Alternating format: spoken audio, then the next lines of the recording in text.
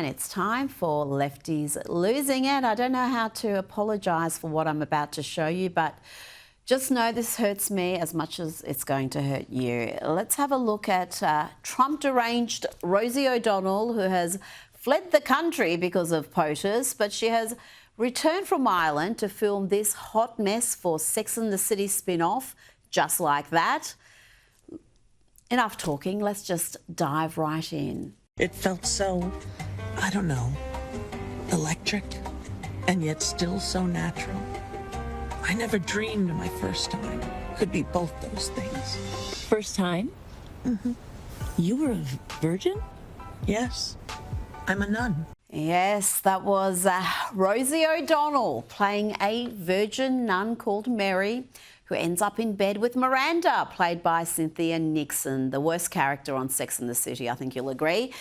And that show jumped the shark many, many moons ago. But at least Rosie O'Donnell and Cynthia Nixon could share their deranged hatred of Trump together in between takes.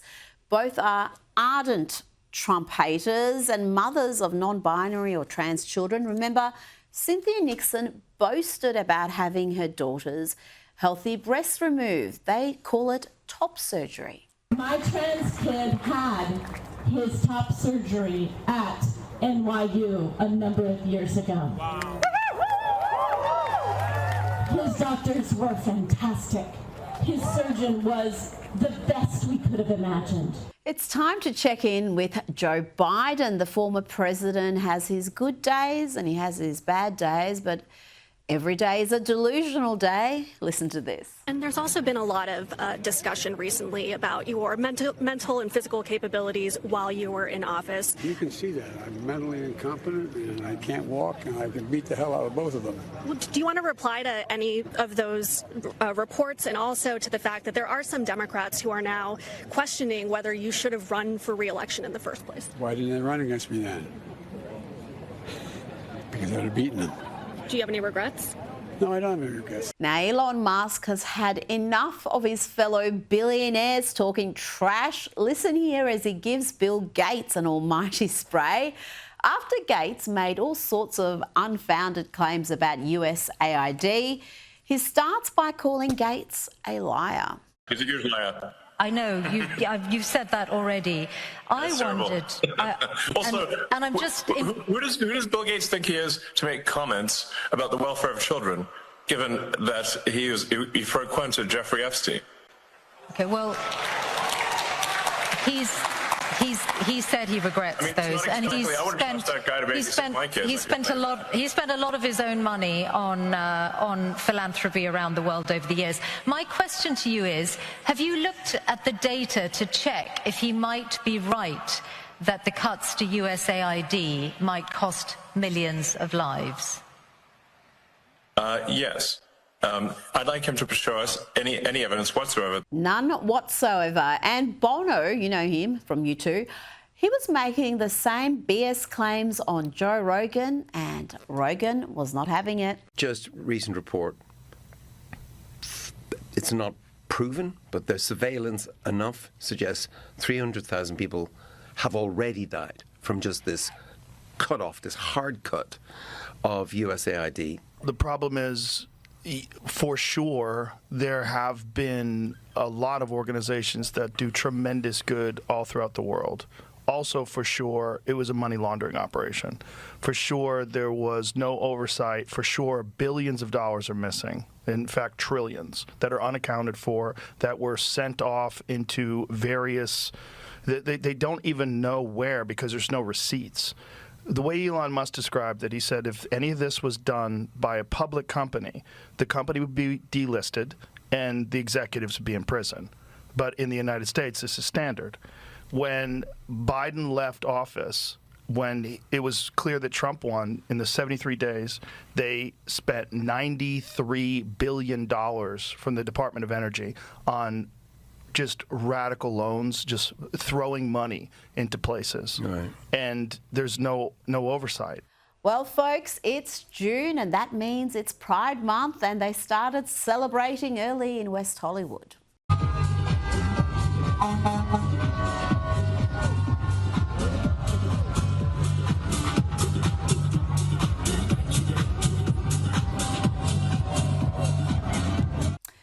sure that's suitable for young kids in the audience there, but it's not just the public nudity, it's the corporate virtue signalling we're going to see in the coming weeks. Yes, a whole month of far-left foolishness, but for some, it's never enough. Watch this Karen whine about Target getting rid of their LGBTQIA++ display and replacing it with a pro-American one. Happy Pride Month. In my Target that used to have the Pride section, it's now all USA. Yay! USA! Woo!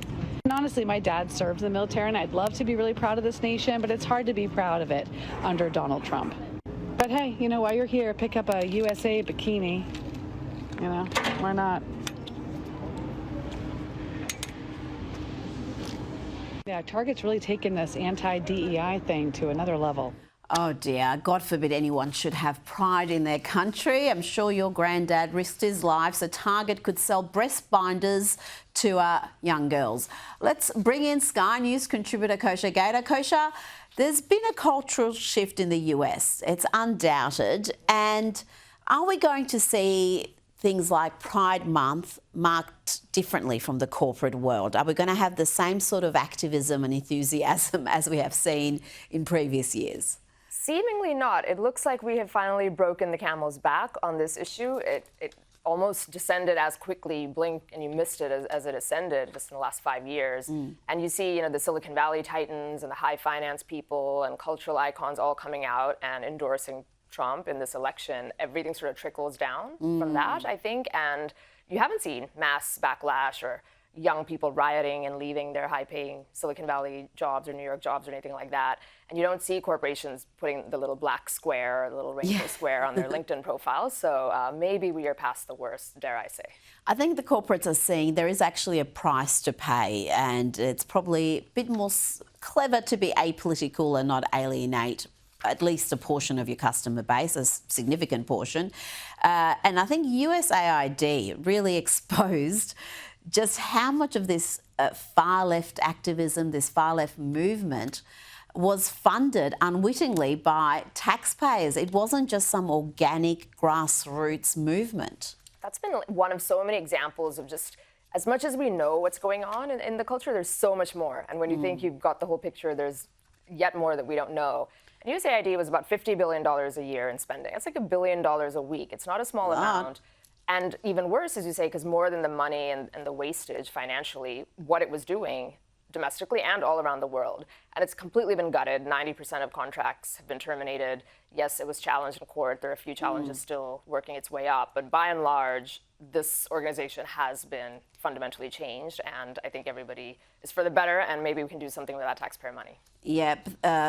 People's eyes have been opened, even those of us who are very engaged in this space. I was shocked by the money that was being spent, taxpayers' money all around the world pushing this far-left activism.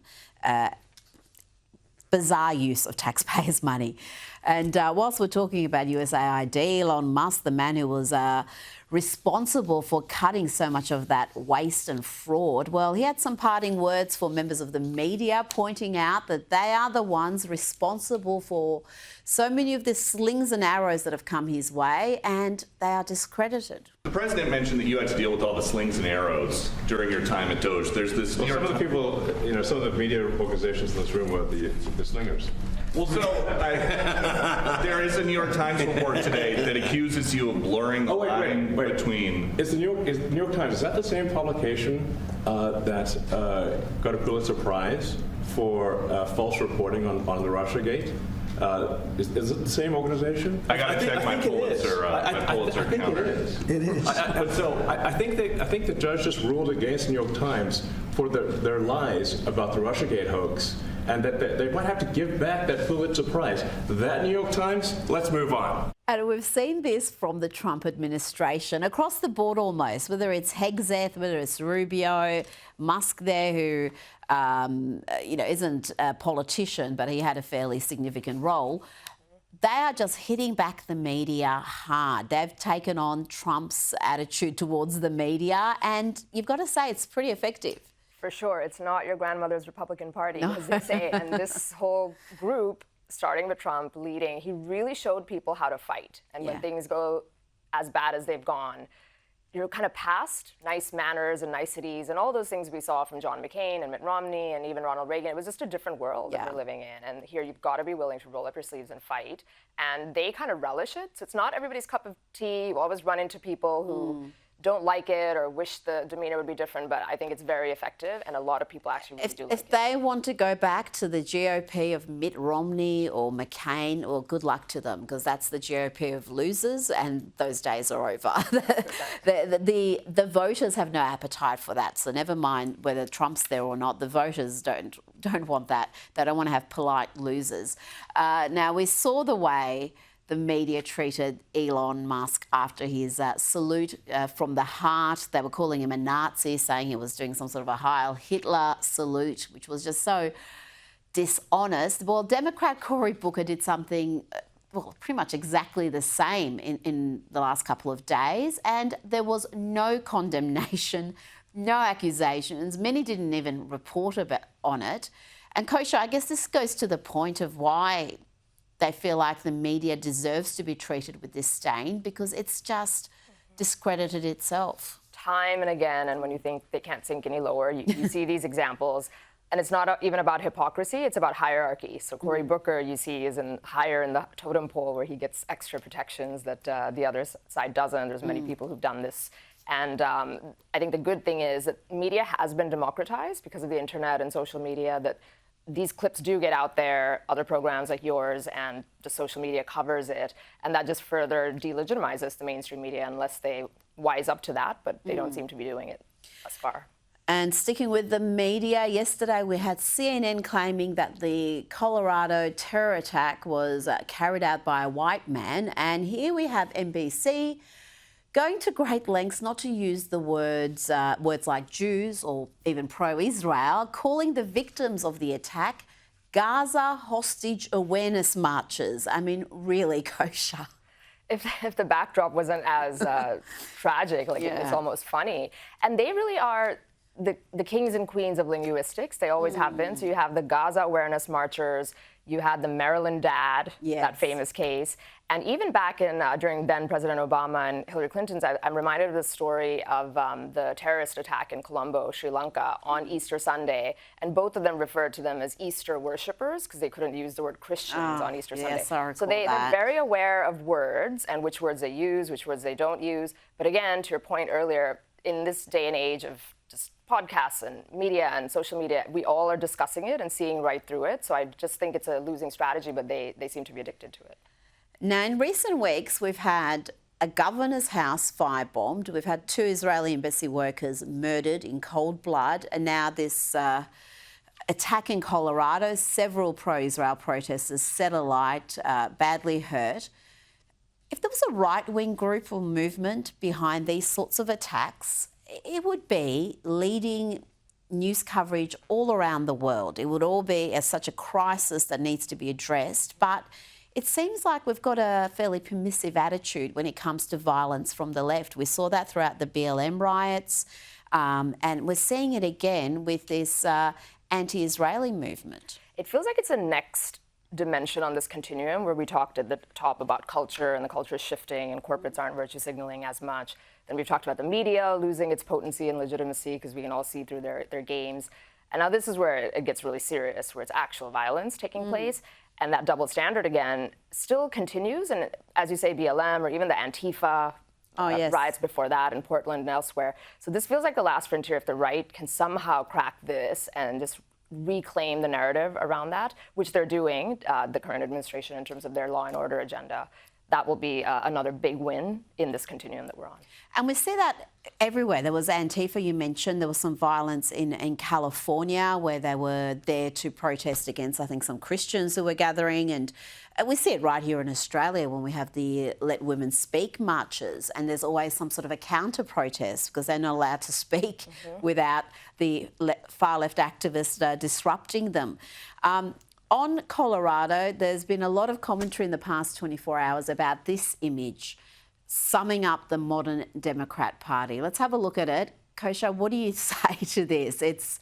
There's a lot happening in that picture. Oh my goodness, I could say modern Democrat Party in an AI simulator, and I don't think it would come out very different from that. You've got the flag in the background, it's like perfectly framed in the middle. You have this violent person and just the heinous acts he committed. He's shirtless, he's not in particularly good shape, he's an illegal immigrant, throwing a Molotov cocktail, and I think it does sum it up, everything we just talked about, the cultural virtue signaling, the way the media is covering it, and then the violence from the left that's been getting away, but not for long. We'll see what's going to happen. Some judge is likely going to block his deportation, but cases like this only help the cause politically on the other side because these are not sympathetic figures. And Trump's made that point. Mohammed Solomon, the alleged attacker there, is an Egyptian national in the US illegally. He's overstayed his visa, entered the US during the Biden administration, sought asylum in 2022, was granted the right to work.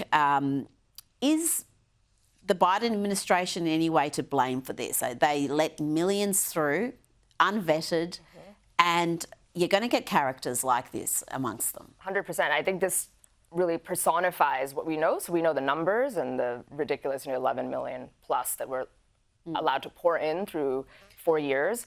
And then the particulars of this case where he was caught even by the ICE agents in the Biden administration, but was let go because that was the policy, catch and release. And then he was rewarded with legal work access, even though he overstayed his visa. So you're just creating magnets and rewarding. So every issue that we talk about all gets personified in this case. And then he goes and does what he did. So it really just puts a huge red line, I think, under this issue in a way that had never happened before. And hopefully the current administration can take advantage of that momentum and do something about it. Now, before you go, we talked about that cultural shift across the US.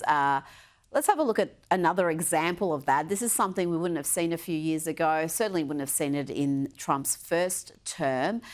Watch here as football legends and current Pittsburgh Steelers stars pay tribute to Donald Trump in Pennsylvania. I'd like to present to a Hall of Fame president. Please accept it. How about this president of ours, huh? Just wanted to say God bless you, President Trump, and God bless you, Pittsburgh. Now, that was Pittsburgh Steelers legend and Vietnam War vet Rocky Blair and current quarterback Mason Rudolph and defensive back Miles Killebrew. I mean, that is something we wouldn't have seen kosher just a few years ago. Those players, current players, would have been cancelled. There would have been all sorts of uproar. No one really was bothered by any of that. I didn't see too much backlash at all. So true. You know, there's that old adage, I think, attributed to Andrew Breitbart, that politics is downstream from culture. Every once in a while, in a case like Donald Trump, who's very unique, it almost feels like culture is downstream from politics. And just his whole story, even before politics and since then, the comeback, being the underdog, being counted out and coming, is like classic American stuff. Everybody loves that story, even though they've been trained not to admit it. And this carries a lot of weight when you have NFL stars and Hall of Fame legends doing that. The other piece, too, is since it's the Steelers, Pittsburgh, that is a key constituency of Trump. Pennsylvania, and particularly that town, the Steelers and Miners, didn't go to Republicans since Ronald Reagan, 40 years. And he, in both terms, turned that around. And I think that's sort of the other piece of it. And the Steelers, of course, exemplify that part of his constituency. Kosher Gator, thanks for your time tonight.